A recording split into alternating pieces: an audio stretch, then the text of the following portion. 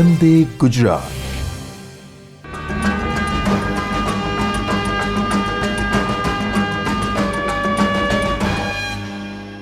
નમસ્કાર. આજના ITI e learning પ્રોગ્રામમાં આપ સૌનું હાર્દિક સ્વાગત છે.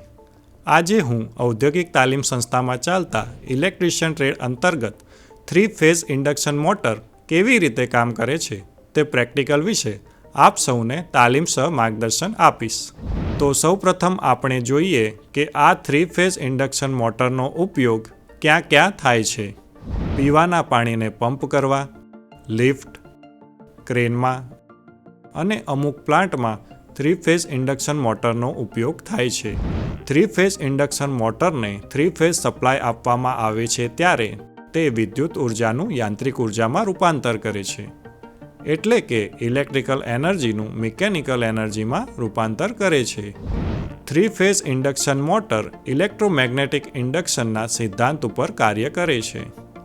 ડીસી મોટર પણ ઇલેક્ટ્રોમેગ્નેટિક ઇન્ડક્શનના સિદ્ધાંત પર કાર્ય કરે છે, પરંતુ તેની અને 3 ફેઝ ઇન્ડક્શન મોટરની રચનામાં તફાવત હોય છે. ઇન્ડક્શન મોટરની મદદથી આપણે pump, compressor fan, gear, pulley વગેરે ચલાવી શકીએ છીએ. આકૃતિમાં બતાવ્યા પ્રમાણે 3 ફેઝ ઇન્ડક્શન મોટરના તમામ ભાગો હાઉસિંગની અંદર હોય છે. ઇન્ડક્શન મોટર શાફ્ટ ઉપર હોય છે. શાફ્ટ એક રોટેટિંગ પાર્ટ છે, જેના પર આપણે પંપ, પુલી અથવા ગિયરને શાફ્ટ સાથે કનેક્ટ કરી શકીએ છીએ. મોટરની પાછળની બાજુએ પ્રોટેક્ટિવ કવર અને એક પંખો લગાવેલ હોય છે. પંખાનું કનેક્શન શાફ્ટ સાથે કરેલું હોય છે. જ્યારે મોટર ચાલુ કન્ડિશનમાં હોય છે ત્યારે મોટર અને શાફ્ટની સાથે સાથે પંખો પણ રોટેટ કરે છે. વર્કિંગ કન્ડિશનમાં ઇન્ડક્શન મોટરમાં ખૂબ જ હીટ ઉત્પન્ન થાય છે, જેને દૂર કરવી જરૂરી છે. પંખા દ્વારા આપણે આ હીટને દૂર કરી શકીએ છીએ. પંખો રોટેટ થતાં તે બહારથી તાજી હવાને અંદર ફેંકે છે અને અંદરની હવાને બહાર ફેંકે છે. હાઉસિંગની અંદર આપણને એક સ્ટેટર જોવા મળે છે જે સ્થિર કન્ડિશનમાં રહેશે, જેમાં તમે કોપર વાઇન્ડિંગ જોઈ શકો છો. એ સ્લોટની અંદર વીંટાળેલા હોય છે. અહીં સુપર એનેમલ કોપર વાયરનો ઉપયોગ થાય છે. સ્ટેટર વાઇન્ડિંગના કારણે રોટેટિંગ મેગ્નેટિક ફિલ્ડ ઉત્પન્ન થાય છે, જ્યારે શાફ્ટ અને રોટર બંને કનેક્ટેડ હોય છે. અહીં સ્ક્વિરલ કેજ પ્રકારનું રોટર છે. આ મોટરનું રોટર ખિસકોલીના શરીર પરના પટ્ટા એટલે કે કેજ જેવું દેખાતું હોવાથી તેને સ્ક્વિરલ કેજ પ્રકારનું રોટર કહે છે અને મોટરને સ્ક્વિરલ કેજ ઇન્ડક્શન મોટર કહે છે. સ્ક્વિરલ કેજ ઇન્ડક્શન મોટરના ભાગ નીચે મુજબ છે: body, stator core, stator winding, rotor, shaft અને bearing, end cover. Squirrel cage induction મોટરમાં 2 પ્રકારના રોટર હોય છે. 1. Single squirrel cage rotor. 2. Double squirrel cage rotor. 3 phase induction મોટરના સ્ટેટરમાં 3 ફેઝ સપ્લાય આપવામાં આવે ત્યારે તેમાં ફરતું ચુંબકીય ક્ષેત્ર ઉત્પન્ન થાય છે.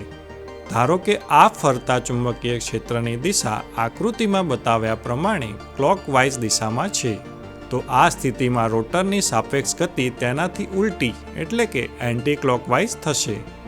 હવે જ્યારે રોટરમાં EMF ઉત્પન્ન થશે ત્યારે તેની દિશા ફ્લેમિંગના જમણા હાથના નિયમ મુજબ બહારની દિશામાં હશે અને રોટરના વાહકો શોર્ટ સર્કિટેડ હોય છે, એટલે તેમાં વીજ પ્રવાહ વહેવા લાગશે. આ વીજ પ્રવાહથી રોટર વાહકની ચારે બાજુ ચુંબકીય ક્ષેત્ર ઉત્પન્ન થશે, જેની દિશા એન્ટી ક્લોકવાઇઝ હશે. આ ઉત્પન્ન થયેલું ચુંબકીય બળ અને સ્ટેટરના ચુંબકીય બળ વચ્ચે ઇન્ટરેક્શન થવાથી રોટર વાહકો પર બળ ઉત્પન્ન થશે અને પરિણામે જેના કારણે રોટર ફરવા લાગશે. રોટરની ફરવાની ઝડપ એ સિંક્રોનસ સ્પીડ કરતાં ઓછી હશે.